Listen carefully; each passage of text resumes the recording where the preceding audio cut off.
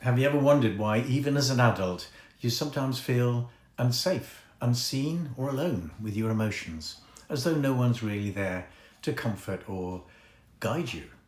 For many of us, the answer lies in what was missing when we were young. Not necessarily abuse or neglect, but something far subtler and in many ways more insidious: the absence of nurture.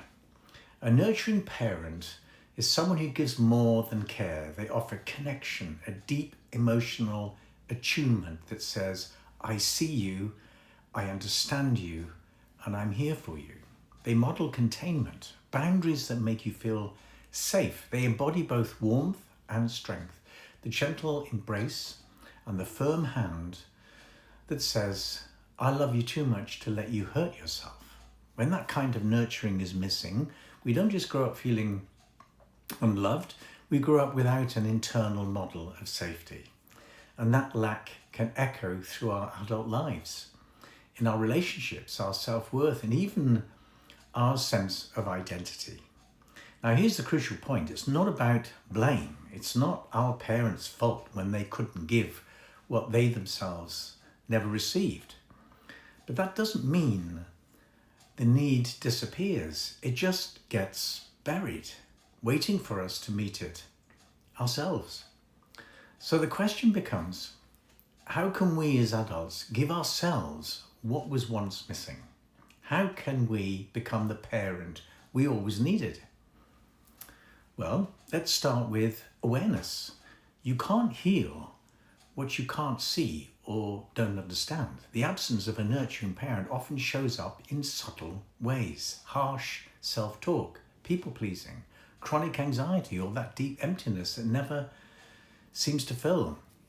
These are not personality flaws, they're the echoes of a child who had to grow up too soon. A child who learned to survive without the soothing presence of someone who said, it's okay, you're safe, I'm here.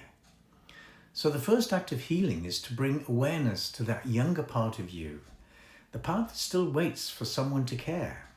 When that voice of self-criticism rises, or when you feel unworthy or unseen, try this simple act. Pause, breathe, and inside say, I see you, I hear you, you're safe now. It might sound small, but it's revolutionary, because for the first time, someone is there. You know nurture isn't just about softness, it's also about strength. We often misunderstand tough love. It isn't criticism, it's compassion with boundaries. A healthy parent doesn't just comfort their child, they guide them. They say, I know you're scared, but we're doing this anyway. They create limits, not to control, but to protect. That's the essence of a healthy inner parent, one who can hold your fear without being consumed by it.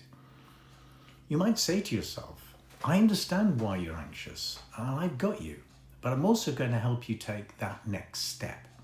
This is how self-trust is born, through the dance between nurture and discipline. In therapy or life coaching, this process often begins through modeling. When your therapist listens with warmth, or your coach holds you accountable with care, you're not just hearing words, you're experiencing what healthy nurture feels like. And slowly, that experience becomes part of you. It's called internalization, when what was once outside becomes a living presence within. You begin to talk to yourself the way your therapist once spoke to you, with compassion, with curiosity, and a calm authority. There are many ways to build this inner nurturing presence. Journaling can be a powerful start, especially dialogues between your adult self and your inner child. You can write, what do you need right now? And then listen and wait. Write back as the nurturing parent who offers safety, understanding, and gentle guidance. Mindfulness helps too, pausing to notice what you feel without judgment. And also visualization can be deeply healing. Picture your adult self holding your younger self, saying, you're safe now, I'm here, I won't leave you. These small intentional practices begin to reprogram your emotional world. You're teaching your body and mind what secure attachment feels like. And over time, something extraordinary happens.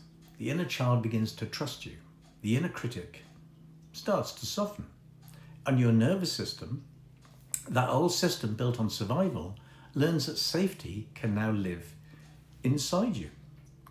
This is what it means to integrate the nurturing parent, to become both the comforter and the guide, to stop searching for rescue and instead offer it to yourself.